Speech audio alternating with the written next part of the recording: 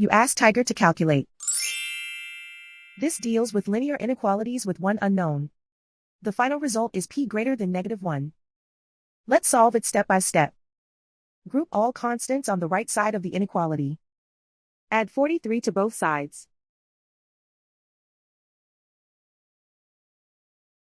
Simplify the arithmetic.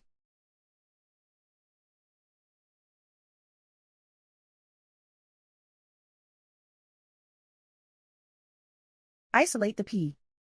Divide both sides by 57.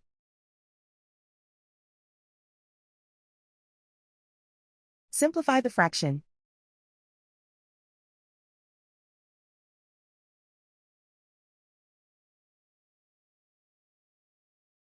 Plot the solution on a coordinate grid.